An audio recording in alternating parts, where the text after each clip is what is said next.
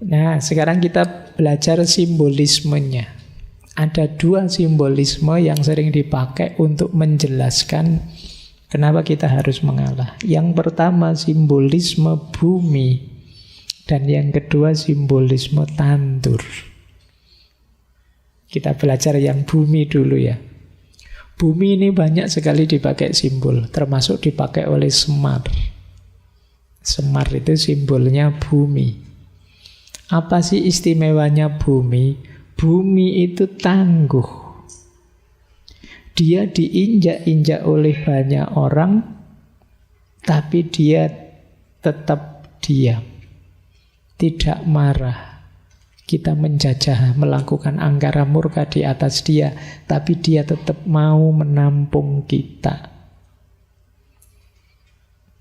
Bahkan bumi kan nilainya semakin mahal. Oh, kamu punya tanah berapa hektar sekarang? Dan tanah itu kan tiap tahun tidak sekedar naik harganya, tapi ganti harganya. Naiknya cepat sekali loh. Padahal tanah itu kan yang tiap hari kita injak, kita lecehkan. Kita berangkara murka di atasnya. Tapi dia tetap tangguh, kuat, tenang, memberikan apa yang harus dia berikan. Bumi itu hebat. Semua unsur yang lain ada dalam dirinya. Bumi punya api, punya air, punya angin. Tetapi dia tidak pernah sombong. Tidak pernah pamer-pamer. Itu bumi. Semua makhluk hidup tergantung pada bumi. Tumbuhan, hewan, manusia. Apalagi kita dalam banyak hal sangat tergantung pada bumi. Bahkan yang kotor-kotor bisa dijernihkan. Air kotor kita buang pada dia. Pada akhirnya dia membalasnya dengan memberi yang jernih. Kalian kalau ke kamar mandi kan, yang kamu persembahkan untuk bumi kan yang kotor-kotor. Toh begitu dia memberimu yang baik-baik, yang jernih-jernih. Oh, itu simbolisme bumi. Nah, kalau kalian bisa, belajarlah dari bumi. Latihanlah jadi sosok yang tangguh. Diinjak-injak, diangkara murkai, tapi tetap teguh. Tidak baperan, tidak cengeng, tidak mudah mengeluh. Dilempari orang dengan keburukan-keburukan, tetap memberikan kejernihan-kejernihan. Punya banyak kemampuan, punya banyak modal besar, tapi tidak pamer.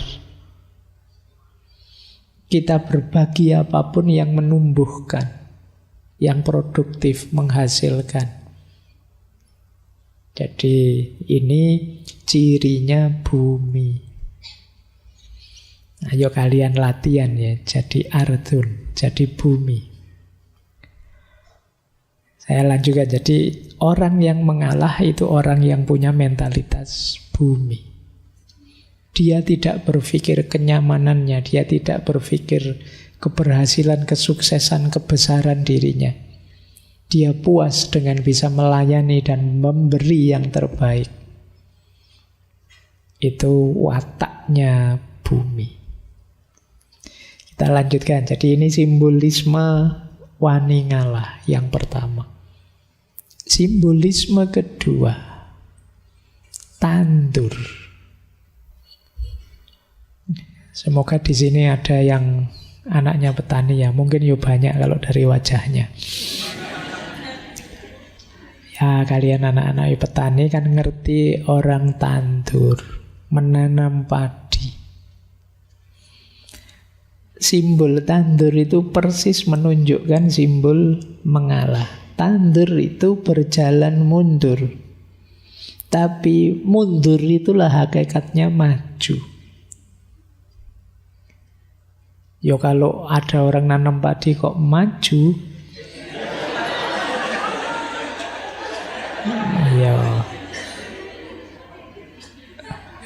yo kan istilahnya bukan tandur kalau gitu, tanju. nanam sambil maju. Jadi simbolisme ngalah itu kan begitu. Kan ada istilah mengalah untuk menang. Jadi justru dengan saya mengalah, saya menang. Jadi bukan berarti kalah. Nah ini simbol pertama. Jadi dia dilakukan harus secara mundur. Saya enggak apa-apa, kamu duluan enggak apa-apa. Justru ini kita hebat. Mundur itulah maju sebenarnya. Dengan orang mau menanam mundur, di situ nanti dia panen. Tapi kalau dia tidak mau menanam mundur, ya tidak jadi panen. Yang kedua, filosofi tandur itu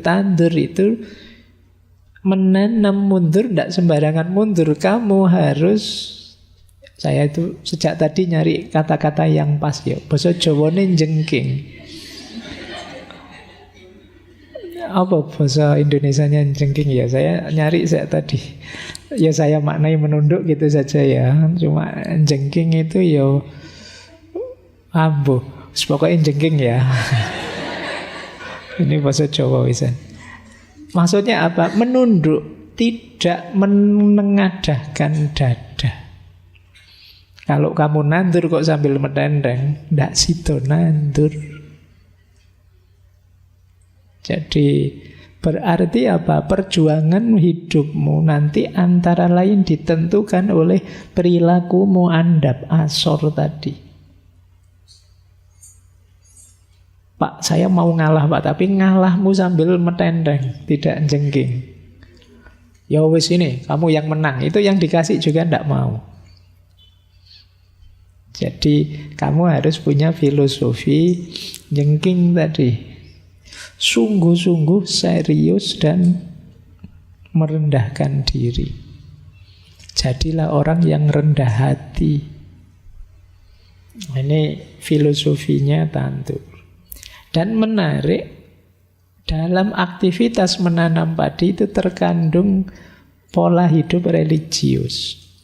Petani itu kan ikhtiarnya hanya dalam aspek menyemai, menanam, memupuk, menyiangi. Setelah itu selesai. Tinggal menunggu ketetapannya Allah apakah nanti panennya bagus atau jelek. Persis dengan jalan hidup kita. Setelah ikhtiar maksimal ditetapkan, setelah itu kita pasrah, tawakal dan ridho apapun yang diberikan oleh Tuhan. Nah ini filosofi tandur. Jadi untuk memahami ngalah ada dua filosofi yang sering dipakai sebagai simbol, yaitu bumi dan tandur. Oke ya, bolehlah nanti teman-teman latihan ya tandur itu. Boleh sekedar rekreasi, kan sekarang banyak desa-desa wisata itu menyediakan fasilitas sekalian latihan tandur itu. Bukan apa-apa, coba rasakan capeknya. Tidak usah banyak-banyak, kamu berapa baris saja nanti rasakan capeknya. Saya tidak jamin kalian kuat setengah bagian saja dalam waktu sehari. Mesti kamu ngundang tukang pijat setelah itu. Kalau tidak biasa. Nah, semoga yang malam hari ini hadir masih ada yang pingin jadi petani. Jarang sekali ya anak-anak hari ini yang masih minat jadi petani. Padahal dulu waktu kita belajar beberapa filosofi besar dunia, termasuk Zoroastrianisme, itu kan di situ dijelaskan profesi paling mulia itu petani. Jadi, loh Pak, kok bukan guru Pak? Iya Pak, guru juga susah kalau ndak ada nasi, nggak ada makanan. Jadi tetap penopang semuanya itu petani. Jadi ayo kalian, semoga masih ada tetap yang maulah untuk, yo ndak harus kalian sendiri yang nandur, tapi ngopeni dunia pertanian. Baik, kita lanjutkan. Ini masih panjang membahas wani ngalahnya. Sekarang kita belajar beberapa hakikatnya. Apa sih hakikatnya orang mengalah itu? Ada beberapa catatan saya, mungkin ada 6, ada 7. Yang pertama, orang ngalah itu sebenarnya dia sedang bertarung mengalahkan egonya sendiri. Secara natural, manusia dengan egonya itu kan sebenarnya menuntut ini, menuntut itu. Ingin sukses, ingin berhasil, ingin meraih ini, ingin meraih itu. Yang sering merepotkan kita, yang sering menyusahkan kita dalam hidup itu kan kendali ego ini, tuntutan-tuntutan egois. Nah, mengalah mengajarkan kita untuk mengalahkan ego. Sebenarnya sih diri kita menuntut, ayo kamu maju saja, kalahkan semuanya. Kamu mampu kok, kamu bisa kok. Kan kita selalu diprovokasi seperti ini oleh para motivator-motivator. Ya kan, ayo kamu bisa, ayo kamu mampu. Kalau sekedar membujuk diri untuk melampiaskan keinginan egois itu mudah, karena memang sejak awal ada banyak tuntutan dari ego kita untuk mencapai ini, mencapai itu. Justru yang sulit itu menyapihnya. Apa menyapih itu? Jadi menyapih itu mengerem dia. Itu lebih sulit. Nanti kalian rasakan bedanya mengendarai ego dan mengerem ego. Itu akan jauh lebih berat ngerem ego. Banyak manusia itu lebih sulit ngerem egonya dibandingkan melampiaskan atau mengendarai egonya.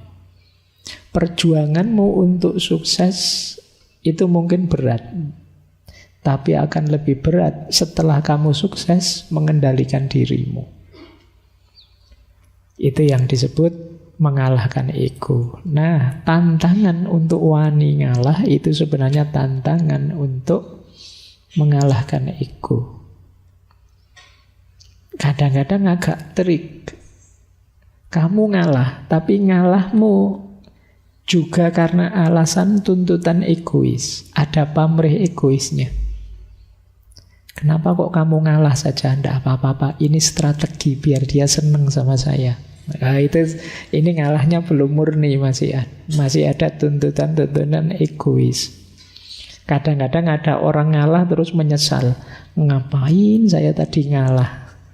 Akhirnya saya malah, itu berarti ngalahmu masih ada pamrihnya. Ini mengalah tapi masih belum bisa mengalahkan ego. Ngalah hanya jadi strategi tertentu untuk memanjakan ego. Ini juga belum positif. Hakikat ngalah yang sejati itu ngalah yang menaklukkan ego. Ego penting. Karena kalau tidak ada ego, tidak ada keinginan hidup, tidak ada gairah, semangat meraih ini itu, hidup kita nanti dingin. Tapi juga harus ngerti batasnya. Nah, untuk berhenti di batas, itu kita perlu kemampuan ngerem tadi. Jadi ini uniknya manusia di situ.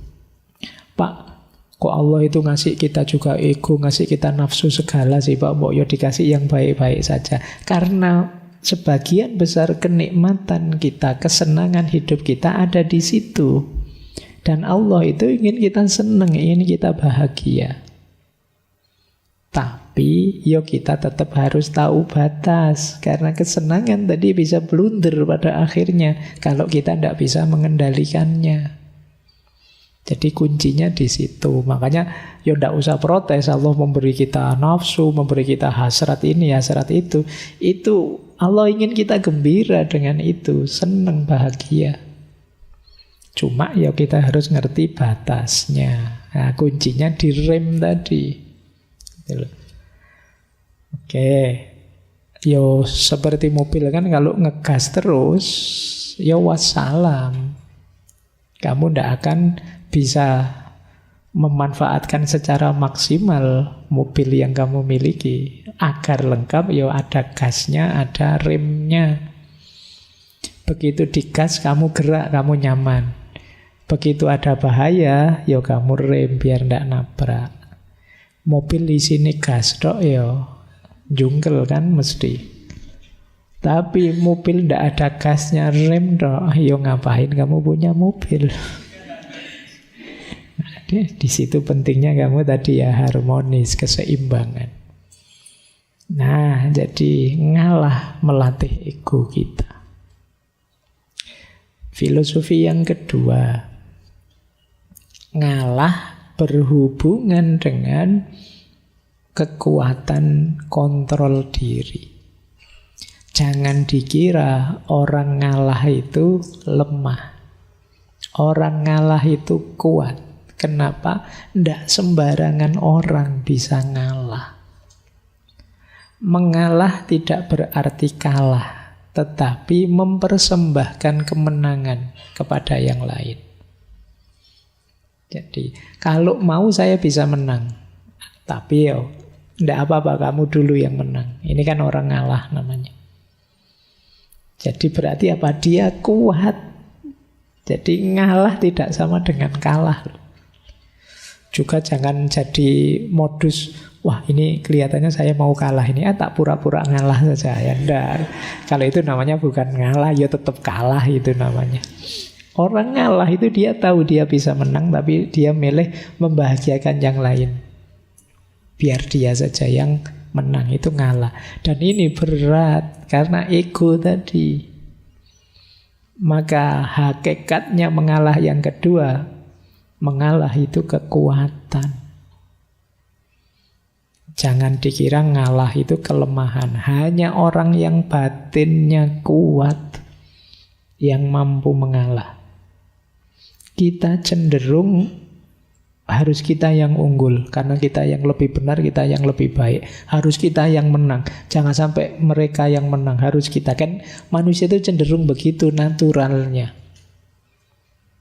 Tapi kalau ada orang, biarlah kemenangan ini aku persembahkan untuknya saja. Oh, ini orang kuat. Dan jangan dibayangkan akan ada di sekitar kita sebentar lagi. Sulit. Cuma boleh kalian pakai, saya bilang tadi ya, sebagai senjata dalam konteks-konteks tertentu hidupmu. Kadang-kadang kamu perlu ngalah. Kalau tidak kamu latih, kamu tidak bisa ngalah. Kalau tidak ada orang yang mau ngalah, hidup ini tidak berputar. Kenapa tidak berputar? Kalau semua orang ingin mengejar kenyamanan, keenakannya sendiri, kacau hidup ini. Misalnya orang tua kok tidak mau ngalah sama anaknya, habis anaknya. Misalnya bapaknya mau kerja, ini kerja saya yang capek lah, kok enak ngalah, mau dikasih ke anak-anak, istri tidak usah lah, tidak ada yang ngalah. Guru tidak mau ngalah sama muridnya, sama siswanya. Dosen tidak mau ngalah sama mahasiswanya. Sahabat tidak mau ngalah sama sahabatnya. Kalau tidak ada satu pun orang yang mau ngalah, ya selesai. Hidup ini kacau mesti. Tabrakan semua. Kalau semua hanya pakai logika, lah kok enak, lah kok nyaman. Kalau semua pakai logika, lah kok ini, selesai hidup kita. Sangat berat kita tanggung. Saya datang duluan kok, ya saya harus duduk paling depan dong. Dan jangan deket-deket, saya butuh tempat untuk saya sendiri 2 meter. Kalau kalian misalnya, itu tidak mau ngalah. Nah, jadi ayo menguasai diri kita, tunjukkan bahwa kita kuat. Jadi kita sanggup melepas sesuatu yang kita anggap berharga. Nah, ini jadi kalau tadi hubungannya dengan mengalahkan ego, yang kedua dengan kekuatan batin. Hanya orang-orang yang batinnya kuat yang bisa mengalah. Yang ketiga, orang yang mengalah itu kemungkinan adalah orang yang sudah tidak tergoda lagi, tidak terikat lagi oleh hal-hal duniawi. Kalau kalian masih sangat terikat, mudah tergoda, sulit untuk ngalah. masih mudah terjebak dengan godaan-godaan untuk menang, untuk unggul, untuk nomor satu. Makanya di situ ada peribahasa Jawa yang menurut saya menarik untuk hidup nyaman, tidak terlalu terikat dengan dunia. Sing wis lunga lalekno, sing durung teka entenono, sing wis ana syukurono. Oh, ini kalimatnya menarik ya, kayak kita kemarin waktu belajar self love itu, cuma ini dalam bahasa Jawa. Jadi sing wis lunga lalekno, yang sudah lewat ya lupakan saja, ngapain diingat-ingat terus memberati pikiran. Berarti kita terikat dengan hal itu. Yang belum datang ya kita tunggu. Tidak perlu cemas, tidak perlu khawatir, wong belum datang. Ya kita tunggu saja. Ngapain kita gelisah, ngapain kita stres tentang sesuatu yang belum datang. Pak, nanti jodoh saya cocok enggak Pak ya? Jangan saya itu orangnya begini ya Pak. Jodoh saya kayak gimana? Ngapain kamu sibuk mikir jodoh? Wong masih nanti. Nanti ya dipikir nanti. Wah, nanti pasangan saya kayak gimana ya Pak? Lah, dipikir lagi. Sudah dibilangin jangan dipikir. Wong itu masih nanti. Yang belum datang ya ditunggu. Kalau sudah datang baru kita baca, kita sesuaikan, kita beradaptasi dan lain sebagainya. Wong belum ada sosoknya, kamu sudah, saya latihan beradaptasi Pak. Beradaptasi buat apa? Wong masih belum jelas. Ya ditunggu saja. Tidak perlu putus asa, tidak perlu stres. Nah, yang sudah ada ayo disyukuri. Apapun itu yang kita miliki sekarang. Nah, nanti yang sudah ada akan jadi masa lalu, ya sudah kita lupakan. Yang sekarang kita syukuri pada akhirnya akan lewat. Yang kita tunggu akan datang jadi masa sekarang. Nah, yang akan datang akan ada lagi. Lo ini lo hidup, bagian dari cokro manggilingan kalau dalam bahasa Jawa. Kita nikmati saja, tanpa perlu terikat, tanpa harus baper. Jadi biarkan berjalan sesuai sunnatullahnya. Nah, ini ketidakterikatan duniawi. Orang yang sulit sekali mengalah itu biasanya punya banyak keterikatan. Iya sih Pak, mau saya kasih ke teman ini, tapi jangan-jangan nanti saya butuh, saya perlu. Saya kan juga harus punya prestasi juga Pak. Saya kan juga harus perlu ini, perlu itu. Jangankan yang prestasi, kadang barang apa-apa saja kan, ya kamu sudah saatnya dibuang, tidak kamu buang-buang. Jadi akhirnya kamar kos-kosanmu itu sekedar sendok saja dari warung. Eman-eman loh Pak, ini siapa tahu nanti foto. Ada yang begitu ya. Wah, itu kadang-kadang. Jadi kamar kita isinya ndak karu-karuan wis.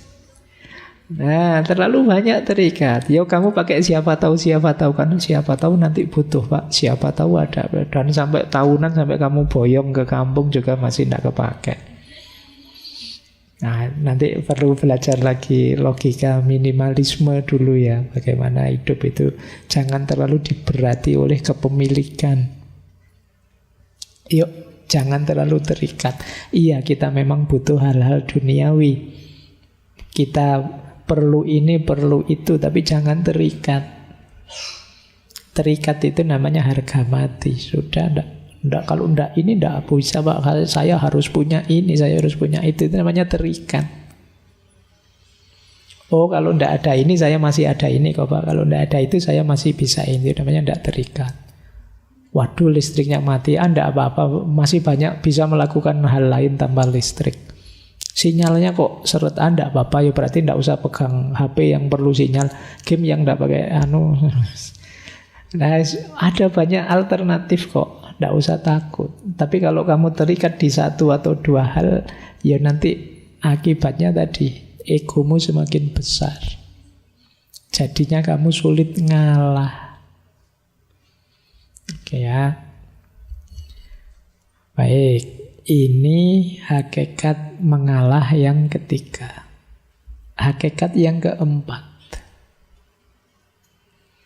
orang itu bisa mengalah kalau dalam dirinya sudah muncul cinta yang tulus pada sesama, pada apapun yang ada di sekelilingnya.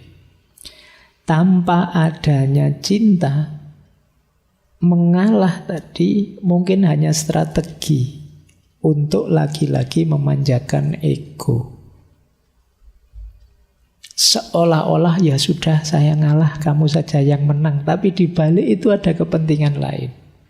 Kenapa bisa begitu? Ya karena tidak didahului dengan karakter cinta. Maka tantangan wani ngalah tadi kelihatannya sederhana. Alah Pak cuma ngalah saja kan begitu, saya bisa enggak? Ada prasyaratnya. Antara lain apa? Ngalahmu itu harus terbentuk karena ada rasa cinta. Dari cinta itu kan nanti muncul kepedulian, namanya care. Dan ingin memberi yang terbaik pada yang kamu cintai, namanya responsibility. Tanpa adanya cinta mungkin kamu ngalah, tapi ngalahmu biasanya masih ada pamrihnya. Tidak demi dia tapi demi dirimu. Jadi mengalah itu bisa disebut manifestasi dari cinta yang tulus. Tanpa ada cinta, mengalahmu belum tuntas. Dengan adanya cinta, mengalah itu nanti jadi manifestasi keikhlasanmu, manifestasi pengorbananmu atas nama cinta. Baik, ini tidak perlu saya jelaskan lama-lama ya. Kalau tentang cinta kalian sudah tinggi wawasannya, infonya sudah banyak. Saya lanjutkan. Yang penting yang keempat sudah ya. Jadi ternyata ada hakikat cinta di balik mengalah. Orang yang benar-benar jatuh cinta bisa dilihat hidupnya saling mengalah, bukan saling egois. Jadi kalau cinta kok masih saling menuntut, masih menuntut untuk dibahagiakan, dipuaskan, dinyamankan, ini masih negosiasi, masih belum cinta. Aku memberi apa, kamu memberi apa. Tapi kalau sudah cinta yang tulus, isinya tadi saling mengalah. Aku memberi yang terbaik untuk dirimu, kamu memberi yang terbaik untuk diriku. Karena kita sama-sama memberikan yang terbaik, ya kita sama-sama meningkat pesat. Maka orang yang saling mencintai itu kan, kalau ini cintanya tulus, ya kualitas dirinya naik pesat gara-gara cintanya. Yang semula tidak begini sekarang bisa, yang semula biasa-biasa bisa luar biasa ketika orang jatuh cinta. Itu hebatnya energi cinta. Hanya bisa ditandingi oleh energi patah hati.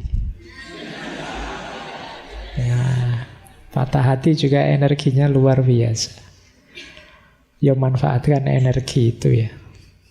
Energi itu kan penting. Kalian kalau tambah energi kan tidak bersemangat apa-apa. Ya siapa tahu ada yang banyak patah hati, nanti kita bisa bikin pembangkit listrik tenaga patah hati. Baik. Iya kan tidak butuh batu bara, tidak butuh lagi.